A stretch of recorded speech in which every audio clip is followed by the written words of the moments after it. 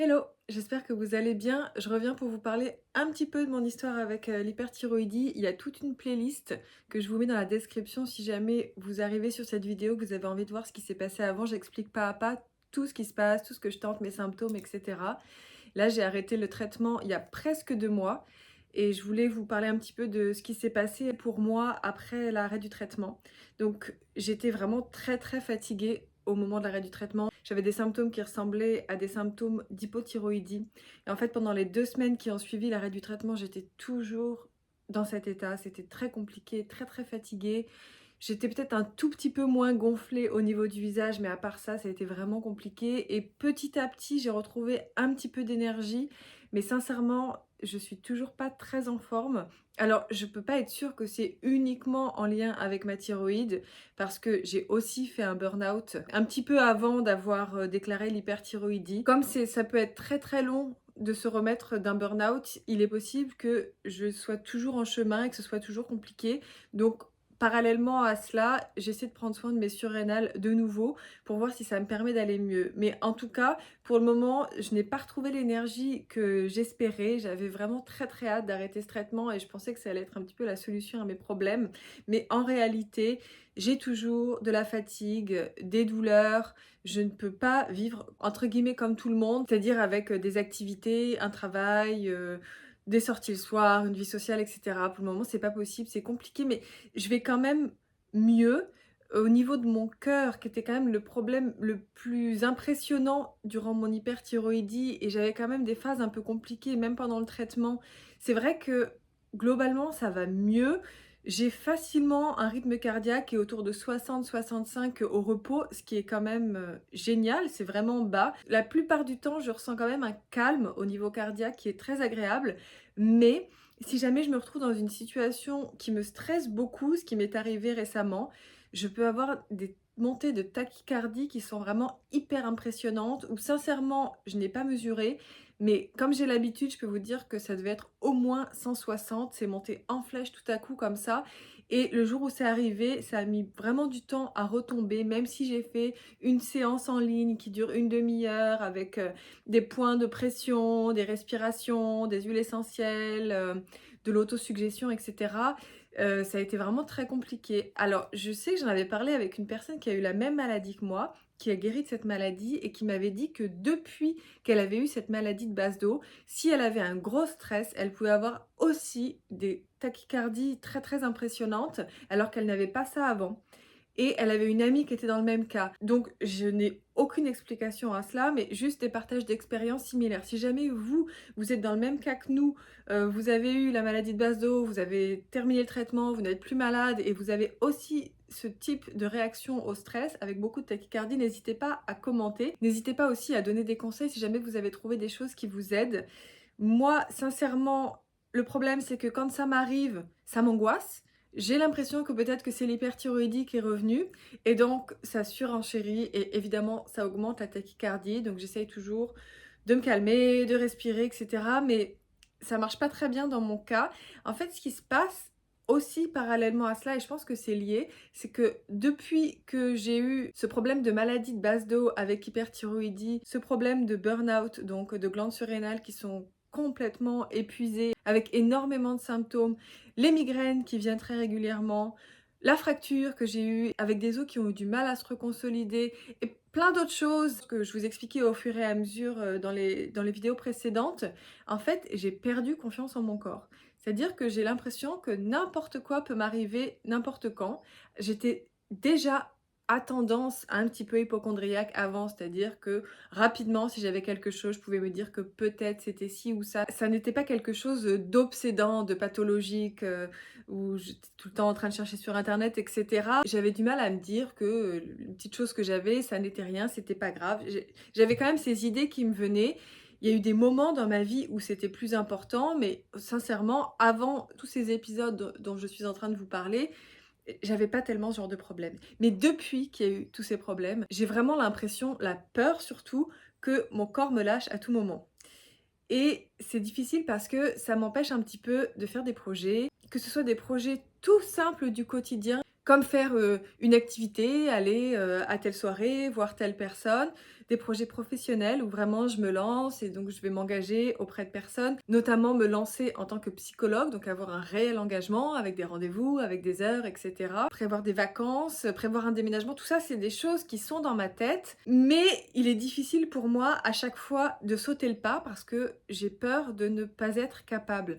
Donc je peux pas rester dans cette situation, donc j'essaye de me challenger, de faire des choses, notamment quand je suis pas trop fatiguée, parce qu'il y a vraiment ce problème d'épuisement qui m'empêche aussi. J'essaie de prévoir des choses, soit juste avec moi-même, soit avec des personnes avec lesquelles c'est pas grave si j'annule, si je me sens pas bien, etc. Mais c'est vrai que c'est compliqué, que parfois, quand j'imagine la vie que je voudrais et tout ce que j'aimerais faire, je me dis que c'est juste impossible, c'est comme si c'était une grosse montagne. Alors je pense que ça peut se résorber petit à petit et peut-être que même très vite je vais me sentir bien et j'aurai plus tous ces problèmes-là. Mais pour le moment, c'est vrai que ça m'empêche et que ça a même créé à certains moments des crises d'angoisse, une peur très très forte et dans ce cas, il m'est très difficile de rester par exemple chez moi, de me calmer. J'ai vraiment besoin de sortir, d'aller dans la nature, de marcher, de faire bouger mon corps, etc. Bon, je pense vraiment que c'est l'exercice du corps, le fait de voir que petit à petit mon corps va de mieux en mieux, le fait de prévoir des choses, de les faire et de voir que je suis capable et qui me permettra de me sentir mieux.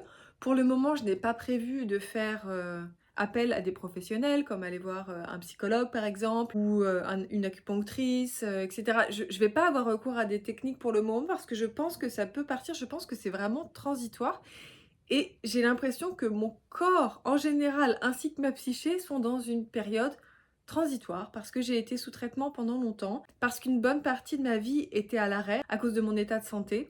Et donc, j'essaie de donner du temps, donner du repos, tout en essayant d'évoluer, en me challengeant, en faisant des choses, etc. Comme je vous expliquais, j'essaie de trouver vraiment un équilibre. Alors si vous êtes dans la même situation, que vous avez eu des soucis de santé, que ce soit les mêmes que moi ou pas, peu importe, dites-moi si vous aussi vous avez perdu cette confiance en votre corps, si ça a créé des inquiétudes chez vous, si ça vous a limité. Est-ce que vous avez trouvé des choses, des techniques, des plantes, etc. qui vous ont fait du bien? Je serais intéressée de vous lire et je pense que ça peut intéresser d'autres personnes aussi qui lisent les commentaires. Alors, un mois après le traitement, j'ai dû faire une prise de sang, c'était uniquement la TSH et elle avait assez peu bougé. En fait, juste avant le traitement, elle était autour de 3 et un mois après, elle était autour de 2. Donc peut-être aussi que je suis encore fatiguée parce qu'il serait intéressant qu'elle descende encore un petit peu. Peut-être que c'est pas encore optimal pour moi, que ma thyroïde ne fonctionne pas encore suffisamment, ne produit pas encore suffisamment d'hormones pour que je me sente réellement bien. Donc j'attends de voir. Je dois faire une prise de sang dans un petit peu plus d'un mois. C'était prévu un mois après l'arrêt du traitement, puis 3 mois après l'arrêt du traitement. Je vous dirai ce qu'il en est si ça vous intéresse. N'hésitez pas à me dire dans les commentaires si ça vous intéresse que je vous fasse encore quelques vidéos, même si je ne suis plus en train de prendre un traitement. Je suis peut-être, je l'espère, guérie. Ça, c'est un petit peu tôt pour le dire. Mon endocrinologue me disait qu'au bout d'un an, on pouvait être plus confiant. À part cette tachycardie vraiment qui ont été très occasionnelles, mais très fortes, je n'ai pas de symptômes d'hyperthyroïdie et j'en suis vraiment très très contente. J'espère vraiment que ça va continuer comme ça. Si j'ai des symptômes, ce sont des symptômes d'hypothyroïdie, mais rien ne peut prouver que ça vient effectivement de ma thyroïde qui serait un petit peu en sous-fonctionnement. Au niveau de mon régime alimentaire, j'essaye quand même de garder une alimentation relativement anti-inflammatoire. Je ne suis pas aussi sérieuse que je l'étais quand j'avais la maladie à certains moments parce que j'en ai assez, pour être vraiment honnête. Donc par exemple, je mange un petit peu de pain de petite épeautre, mais ce sont des petites quantités. Il m'arrive de manger un peu de fromage de brebis, mais pareil, en toute petite quantité. De temps en temps, je fais vraiment un gros écart en mangeant dehors ce que j'ai envie de manger.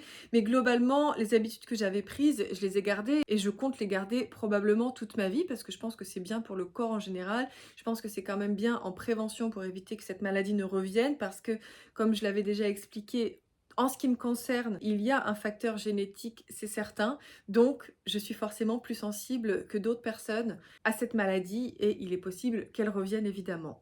Bon, globalement, je suis quand même assez contente, c'est vrai que c'est pas la super forme et que ce dont je rêvais après l'arrêt de mon traitement, de pouvoir faire plein de trucs, voir du monde, travailler, danser, voyager, déménager, etc. C'est pas ça qui se passe, pour être vraiment très très honnête, mais bon, je pense que j'ai encore besoin de patience. Il faut savoir aussi que actuellement nous vivons en Normandie, donc on a un automne-hiver qui est vraiment vraiment horrible. avec très très très très peu de lumière, mais d'ailleurs je pense que vous le voyez à la vidéo, c'est de la lumière naturelle et il y en a très très peu. C'est rare qu'on voit le soleil, beaucoup beaucoup beaucoup de gris, de la pluie, du froid, du vent et c'est difficile pour le corps en général. Je considère que mon corps est encore en convalescence, donc ce ne sont pas des conditions optimales à l'extérieur pour me sentir de mieux en mieux.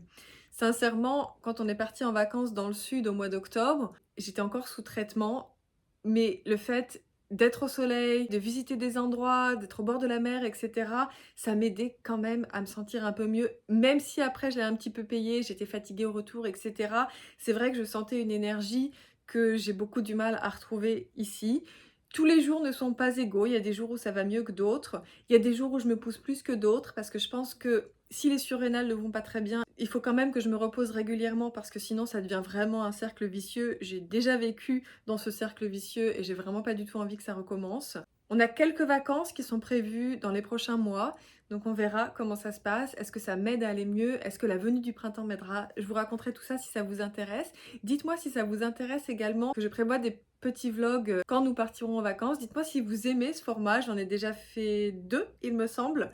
Je sais pas si ça peut vous intéresser ou pas. Dites-moi si ça vous tente ou pas de nous accompagner un petit peu dans nos aventures. Je pense que c'est tout ce que j'avais à vous dire pour aujourd'hui.